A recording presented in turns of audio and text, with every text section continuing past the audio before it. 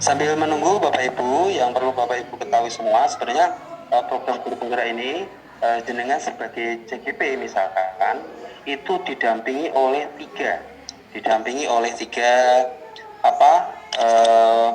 tiga profesional di bidangnya. Yang pertama itu adalah didampingi oleh instruktur. Instruktur ini mendampingi panjenengan di bidang materi modul yang perlu jenengan pahami. Ada 3 modul untuk CGP, modul 1, 2, 3. Itu nanti yang menyampaikan itu ada instruktur. Berarti instruktur ini berarti dari pusat semua.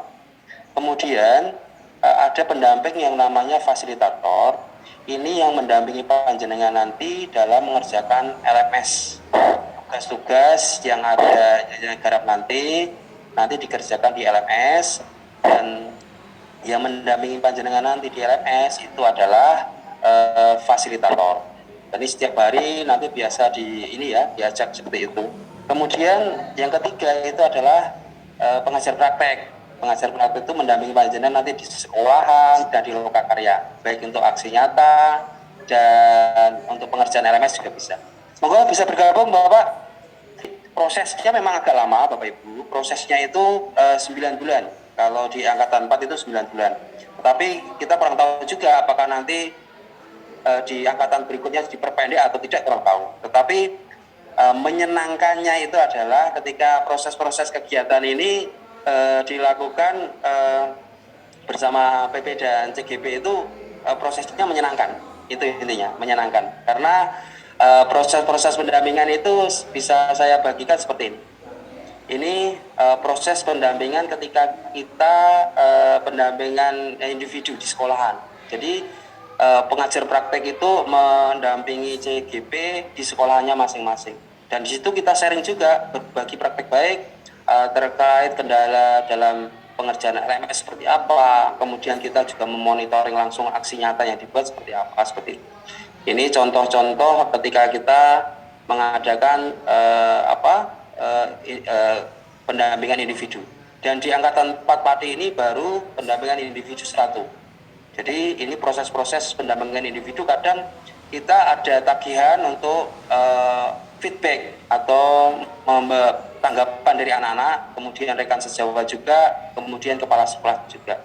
Tanggapannya terkait perkembangan, ada perubahan enggak ini di kelas, di CGP-nya setelah dulu belum menerapkan profil pelajar Pancasila di kelasnya atau berpihak pada siswa, sekarang di modul 1 kan seharusnya sudah punya. Ini ada perubahan dari kelas. Ini kita wawancara ke siswa, wawancara ke rekan sejawat juga, kemudian wawancara di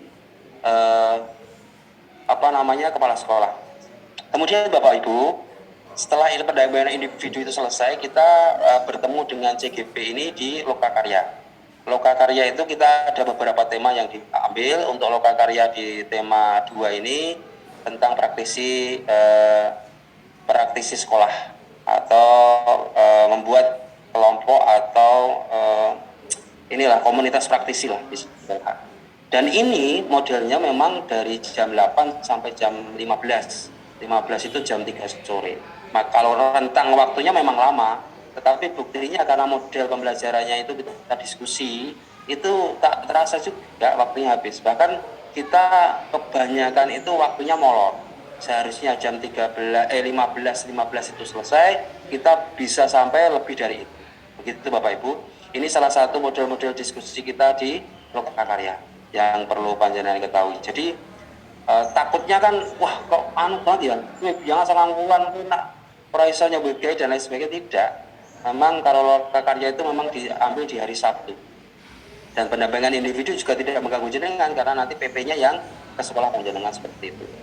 Ini biasanya di dalam kelas di Pati itu ada 2 atau 3 PP dalam satu kelas. Jadi dalam satu kelas itu ada beberapa kelompok yang kita dampingi seperti itu. Dan itu sekilas saja ini CGP saya di Pati Bapak Ibu. Jadi kurang lebihnya itu kalau bisa Bapak Pak Anang ini Pak ada CGP Pak yang bisa dari PP Pak, kalau ada Pak. Maaf Bapak, saya mau bertanya, saya kan GTT di Salbi Lasem, sedang ijazah saya PGSD, dan saya ingin mengikuti JGP, apakah nanti bisa menimbulkan masalah di kemudian hari? Nah ini yang jawab harus GTK ini, yang jawab harus GTK. Okay. Kemudian saat mengisi IC kadang tiba-tiba blank, ya itu jaringan Ibu. Kemudian kalau enggak waktu pengisiannya ketika jenengan enggak ngetik, jenengan mikir dulu enggak ngetik itu biasanya kayak apa ketidur gitu, sleep modenya dihilangkan untuk laptopnya. Kemudian bagaimana jika essay di kategori plagiat padahal mengisi sendiri? Ya kadang itu kita ngisinya itu browsing Bapak atau Ibu ini, ngisinya browsing misalkan tentang apa, kemudian browsing, dari browsingan itu kita copy paste di situ. Itu usahakan jangan seperti itu, memang jangan ketik sendiri saja. Yang dimaksud plagiat Bu Ima tadi itu biasanya gitu, dia itu browsing dulu, kemudian setelah browsing di copy paste, kemudian dimasukkan ke situ. Kadang ke sistem kedetek seperti itu. Kemudian dari SMA Negeri 2 Rembang ini hambatan kurang pede. Ini berarti harus belajar sama Bu Siti ya, Bu Sri siapa tadi ya, SMK ya, harus belajar itu. Pede aja Pak, Bapak Ibu pede aja, karena kesempatan ini kan sebenarnya tidak datang setiap bulan atau setiap angkatan. Karena di Pade itu banyak juga yang pengen daftar di ini, tetapi khusus gelombang 6 ini kan yang ke jatah itu atau sasarannya itu adalah Rembang, maka untuk guru-guru di Pade tidak bisa daftar di situ. Maka Bapak Ibu saya sarankan mumpung ada peluang segera terdaftar, karena banyak juga di daerah lain yang pengen daftar tapi karena bukan daerah sasaran akhirnya tidak bisa, seperti itu Bapak Ibu. Oke, itu sedikit tentang hambatan dan mengikuti program guru gerak yang dari Bapak Ibu. Kalau memang masih ada yang belum bisa mendaftar karena belum memenuhi syarat minimal 5 tahun mengajar. Syarat belum bisa mendaftar karena belum memenuhi syarat 5 tahun mengajar. Oke. Kemudian Bu Eka Sumaryani dari SMP Al Yakin, dalam pengisian IC ada ketakutan dan keraguan dalam menjawab karena hal tersebut mempengaruhi penilaian. Oh iya, itu memang kebanyakan Bapak Ibu yang dikhawatirkan oleh CGP itu yaitu apa ora, bener apa salah, seperti itu. Tapi kuncinya ya ini PD saja. Yang penting karakter tadi misalkan ada 50 sampai 100 karakter ya terpenuhi saja dulu. Tetapi poin-poin kan sebenarnya sudah, tinggal tambahan karakter yang belum itu saja. Jadi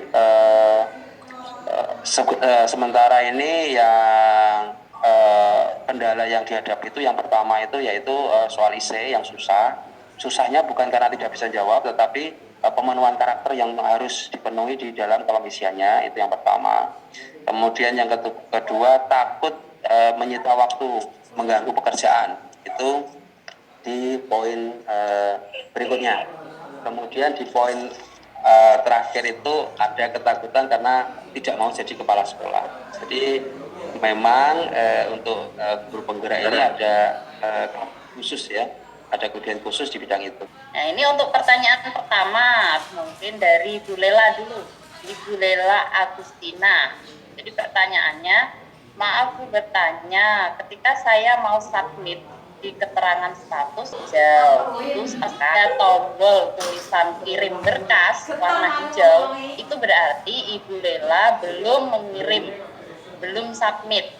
Nah, apalagi didukung dengan masih ada tanda seru, ya, masih ada tanda seru, berarti Ibu Lela harus melengkapi terlebih. Ibu Ririn ini pertanyaannya, untuk pengisian esai di tahap 1, apakah boleh diisi secara bertahap atau apakah sebaiknya harus langsung semua? Oke ya. Berarti esai di tahap 1 itu dulu waktu saya itu kayaknya itu kan ada 5 pertanyaan, walaupun satu pertanyaan ini ada sub pertanyaan lagi banyak kayaknya nggak harus 5 itu semua langsung sekaligus kayaknya. Dulu saya kayaknya 1 soal dan satu paket soal dan sub-subnya itu saya tulis dulu di Word, kemudian saya masuk SIM PKB, saya upload, itu baru satu pertanyaan, saya klik lengkapi udah, terus saya keluar. Keesokan harinya gitu lagi untuk pertanyaan kedua, jadi kayaknya bisa deh untuk satu persatu kayaknya bisa, tapi ini kan untuk angkatan 6 maksimal tanggal 18 ya, jadi usahakan langsung aja Bu, hari ini atau besok langsung kerjakan, jangan sampai di akhir-akhir ya, jangan sampai tanggal 18-nya itu baru mulai, jangan. Jadi mulai hari ini atau besok langsung dikerjakan saja ya Bu ya. Itu jawabannya, jadi bisa dicicil, tapi ini kan udah mepet ya Bu, kalau bisa langsung selesai saja Bu. Kemudian pertanyaan selanjutnya dari Ibu user 2919007, pertanyaannya, saya Sunaryati dari Bu Sunaryati dari SDN 1 Gunem. Pertanyaannya, apa perbedaan status diajukan dengan kandidat? Ya, itu berarti tadi ya Pak ya. Kalau status diajukan berarti yang sudah submit. Kalau yang kandidat itu baru daftar tapi belum submit, belum kirim berkas. Itu ya, mungkin kalau bisa dikoreksi, kalau misal saya salah bisa dikoreksi Pak Tri atau Pak Farlan nanti ya. Jadi kalau pemahaman saya gitu, yang status diajukan berarti dia sudah submit, tapi status kandidat dia udah daftar kirim berkas, mungkin itu. Selanjutnya pertanyaan dari Ibu Ririn udah ya. Ibu Ima Umayyah. Pertanyaannya adalah, untuk plagiarisme itu hanya untuk esai atau untuk deskripsi yang lain seperti deskripsi organisasi dan yang lainnya? Oh, plagiarisme. Kalau untuk esai itu pasti ya nggak boleh ya. Untuk deskripsi organisasi kayaknya Bu, kalau deskripsi untuk organisasi sukarelawan misal itu disuruh input deskripsi pun kan nggak ada minimal karakter ya, nggak ada minimal berapa huruf, kita ketik aja sebisanya, misal cuma 10 kata itu kan juga nggak masalah. Jadi usahakan jangan plagiarisme lah Bu. Dari mana? Dari SDN 2 Ringin. Pertanyaannya, kendalanya mengenai TBS. TBS keluarnya kapan? Padahal CV dan esai sudah dikirim dan sudah centang hijau. TBS, tes bakat skolastik itu alhamdulillah untuk angkatan 6 sekarang tidak ada, sudah ditiadakan. Nggak ada tes bakat skolastik. Yang ada TBS itu angkatan saya ke bawah, angkatan 4, 3, 2, 1. Yang angkatan 5 dan 6 sudah tidak ada TBS. Udah nggak ada tuh tes yang kayak CPNS, itu udah nggak ada, jadi nggak usah khawatir ya, itu nggak ada. Kemudian Ibu Nana, pertanyaannya, saat praktek mengajar dalam proses seleksi CGP apakah mengharuskan menggunakan aplikasi tertentu? Aplikasi tertentu maksudnya apa ya Bu? Jadi nanti ketika mengajar kita aplikasinya sudah ditentukan dari tim penilai. Dulu saya makainya Google Meet, dan tautannya juga sudah diinfokan kepada Ibu sebelum sebelum pelaksanaan. Calon sudah dikasih tautan Google Meet, udah entah nanti pakai Zoom atau pakai Google Meet, itu nanti kita udah dikasih tautannya. Jadi kita nggak bisa milih yang menentukan dari tim penilai. Dari Sri saya, bagaimana cara membatalkan daftar menjadi guru penggerak karena menjadi kandidat PPG, sedangkan di syarat guru penggerak tidak boleh mendaftar di program PPG. Oh, kalau ini saya malah baru tahu ya Bu, ternyata kalau sudah ikut PPG itu nggak boleh ikut guru penggerak gitu ya. Itu mungkin nanti bisa dijawab dari dinas ya, atau dari P4TK Pak Anang. Kalau sama yang enggak Pak Anang, masih mengajar pakai bahasa Inggris, boleh enggak? Ya boleh-boleh aja. Saya kira enggak masalah. Atau nanti gini, jadi sebelum mengajar itu seperti yang saya sampaikan di awal, pendaftar akan dihubungi oleh tim pemantau, dijapri langsung oleh tim pemantau. Nah, nanti apa saja yang Ibu tanyakan, Ibu ragu tentang simulasi mengajar, tanya saja sama tim pemantau itu. Memang manfaatnya itu, gunanya tim pemantau itu memang itu. Untuk yang opsional sepertinya, misal pengalaman pelatihan misalnya, itu pengalaman pelatihan pun tidak ditanyakan sertifikatnya Bu kayaknya. Sertifikatnya nggak disuruh upload, kita cuma nginput saja kayaknya. Nah, mungkin untuk sukarelawan itu ada nggak di situ unggah berkas misalnya. Kalau nggak ada, berarti kita nggak diminta surat seperti itu. Kita cuma cerita aja. Sepertinya Bapak dan Ibu ini ada rasa ketakutan karena diklatnya kok 6 bulan gitu ya. Saya takutnya nanti nggak di pelajaran saya mengajar dan macam-macamnya. Sepertinya seperti itu, tapi tidak seperti itu Bapak dan Ibu. Tidak. Jadi Bapak dan Ibu, kalau diklat di guru penggerak ini tidak tatap muka terus ya Bapak Ibu ya. Jadi kebanyakan itu malah melalui LMS Bapak dan Ibu. Yang tatap muka, yang ketemu, benar-benar ketemu itu hanya lokakarya. Lokakarya itu cuma 1 hari dari jam Sebulan 8. sekali. Iya, sebulan sekali dari jam 8 sampai jam 3, setengah 4 lah gitu kan Pak Triyono tadi bilang agak molor, tapi tidak setiap hari, itu cuma sebulan sekali, cuma sehari. Itu yang pertama. Kemudian yang kedua, Bapak dan Ibu, nanti kalau Bapak Ibu jadi CGP itu, Bapak dan Ibu itu di sekolah saja, nanti para PP itu yang akan mendatangi Bapak dan Ibu untuk mendampingi gitu ya. Jadi Bapak dan Ibu tidak perlu kemana-mana. Ada acara namanya apa? Pendampingan individu namanya. Jadi nanti ketemu dengan para PP. Bapak dan Ibu nggak perlu ke tempatnya PP. Ya, malah justru PP-nya yang akan mendatangi Bapak dan Ibu. Itu juga tidak berhari-hari gitu ya. Tidak berhari-hari gitu. Kemudian ada juga pertemuan dengan fasilitator gitu ya. Itu juga bisa dilakukan di tempat masing-masing karena melalui Zoom gitu ya. Kemudian yang kegiatan yang lainnya juga melalui LMS gitu ya. Jadi jangan takut kalau Bapak dan Ibu merasa nanti, waduh saya kok 6 bulan gitu ya, kegiatannya lama gitu. Itu enggak akan mengganggu Bapak dan Ibu karena kegiatannya yang tatap muka cuma Ibu tadi kayaknya ragu-ragu gitu ya. Intinya mau guru saya mau daftar CGP tapi kok ikut di kegiatan sekolah penggerak karena sudah lolos, kemudian mau guru yang bersangkutan sudah didaftarkan untuk menjadi komite pembelajaran gitu ya. Pemahaman saya begitu ya Bu ya. Iya, jadi begini Bapak dan Ibu, menurut saya mendaftar saja Bu, mendaftar saja. Kenapa gitu ya? Kenapa? Yang pertama Bapak dan Ibu, nanti Bapak dan Ibu guru yang bersangkutan yang sudah didaftarkan di komite pembelajaran itu, tahapan pertama dari kegiatan sekolah penggerak itu adalah diklat. Nah, cuman seingat saya kalau nggak 10 hari itu 14 hari, 2 minggu. Itu setelah selesai itu sudah Bapak dan Ibu. Ya, jadi guru yang bersangkutan itu nanti diklat. Namanya diklatnya itu kalau sudah pengumuman itu sekitar 10 hari gitu ya. Nah, ingat saya 10 hari. Nah, setelah kegiatan diklat dari para guru di komite pembelajaran itu nanti ada kegiatan namanya IHT.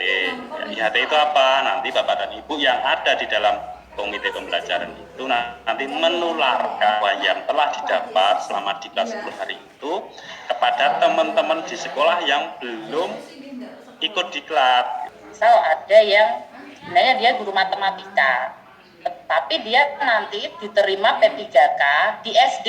Sekarang kan bisa tuh, ijazah matematika dia ngajar di SD. Nah, nanti ketika dia meneruskan pendidikan guru penggerak di SD, dia ya nanti prakteknya pakai murid SD, udah nggak pakai murid SMP lagi.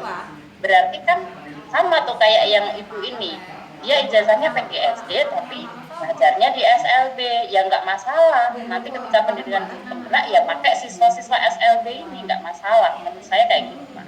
Tidak, tapi jam saya mengajar lebih banyak di sepeda motor. Nah itu nanti untuk praktek, ketika praktek itu saya harus menggunakan yang fisika atau yang teknik sepeda motor, Pak. Terima kasih. Assalamualaikum warahmatullahi wabarakatuh. Waalaikumsalam. Saya kira ini ya Pak ya, sama dengan Ibu tadi ya, sama Ibu tadi. Cuma yang ini nggak jadi saya itu di SIM PKB-nya itu. SIM PKB itu kan di situ ada biodatanya, itu masuknya apa? Sama ibu tadi yang SLB tadi juga sama. Jadi di situ kan di SIM PKB kan ada itu. Kalau saya ini itunya mana, terus mata pelajarannya di apa gitu.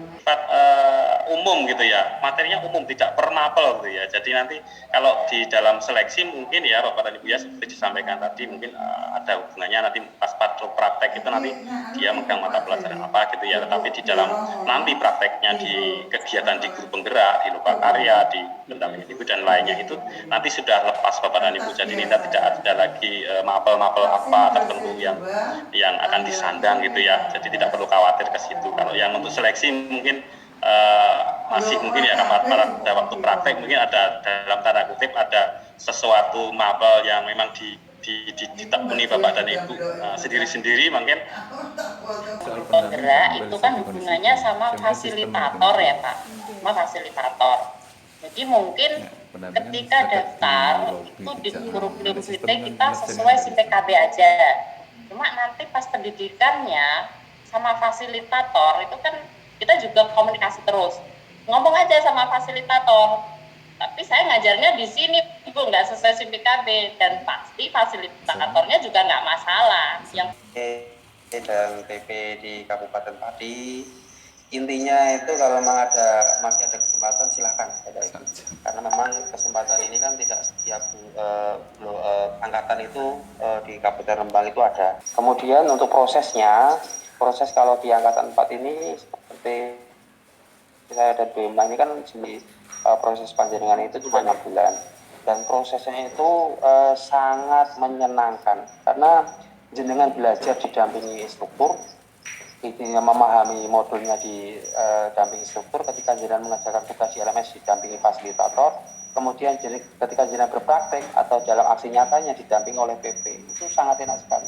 Pengen belajar ada yang dampingi, pengen ngerjakan ada yang dampingi, pengen aksi nyata ada yang dampingi, memang luar biasa. Dan perlu panjenengan ketahui di jalan Januari kemarin itu di angkatan 4 itu Kabupaten Pati itu istirahat di bulan Januari itu CGP itu Bu Ima dan teman-teman tanya Pak kapan mulai gitu. Dan ketika lokakarnya juga sama seperti yang saya sampaikan tadi, mulai jam 8 selesai jam 15.15. Itu saja kita bisa bisa overtime karena waktunya kurang, masih butuh lagi dan tidak ada maksudnya lama banget tidak.